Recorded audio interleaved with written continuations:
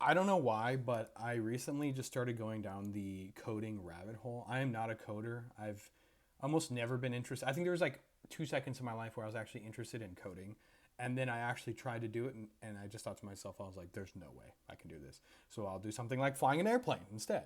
Coding is insane. But I fell down this rabbit hole with how do you say his name? Primogen, and he's a computer coder. And the stuff that he says, I can always relate it back to aviation because it's just so funny how you can draw these parallels between one field that is, completely different than another, and you can still take lessons from it. And this is kind of what I want to talk about today, just really quickly, because it is so applicable to flight school. It is not even funny. So let's just watch this video real quick. So you bought a Kinesis Advantage keyboard.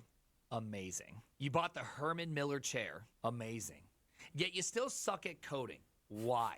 It's absolutely simple. You didn't buy 4 monitors. That's why you're not awesome at coding yet. Just one more monitor, bro. Bro, just one more. If you just had one more monitor, bro, it'd be so good. You would be the best. But no, you don't. Do you have a vertical monitor? Probably you don't. So guess what? Can you guys see why this is funny to me? Get a few more monitors, and then you will be a master at coding. Because so you bought a Kinesis. This is literally every student pilot ever. At least this was me, so I'm kind of just laughing at myself at this point. But this is what we do in flight school. People, like I said, including myself, maybe you'd be a better pilot if you just bought one more iPad, or if you just bought the upgraded version of ForeFlight, or if you bought that Bose headset, or if you bought this new app that helps simulate this or simulate that.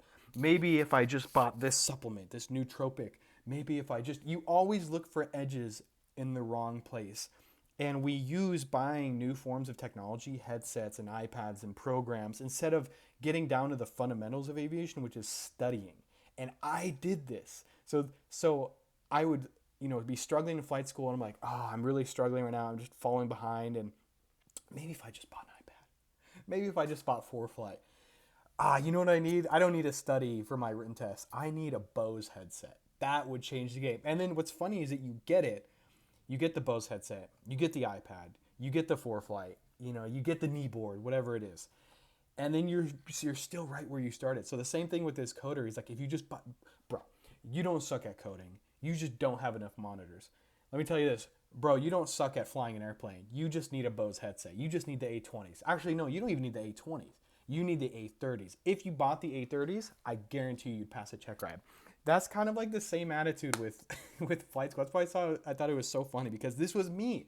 This is how I was. So what is the lesson in this? The lesson is that, guys, I'm not saying that buying an iPad is bad. I use an iPad every day for flying. ForeFlight, I have it on my phone. I have it on my iPad. I got the Bose A20s, love them. Okay, but I used that almost as a dependency. I thought to myself that if I had those things, I would become a better pilot. And I'm not saying like when I bought those things, I became worse. I'm just saying you can be the best pilot in the world and have the worst headset ever. You can be the best pilot in the world and not even have an iPad. Some of the best pilots, some of the best flight instructors I ever met, mind-blowing, they don't even have ForeFlight. They just use AWS, or they use SkyVector or something, because they want to save money, and they're amazing pilots. My point is that this technology isn't going to give you the edge that you want. It'll give you an edge, right? But it's not going to give you the edge that you want. The real edge comes from studying, and it comes from hard work. Build that foundation first, okay? And then you can use that technology to get you to that next level. But it's not going to get you there in and of itself. All right, leave a like and subscribe, guys. I'll see you for the next video. I just created a couple videos about Shepherd Air and how long it took for me to study for my writtens.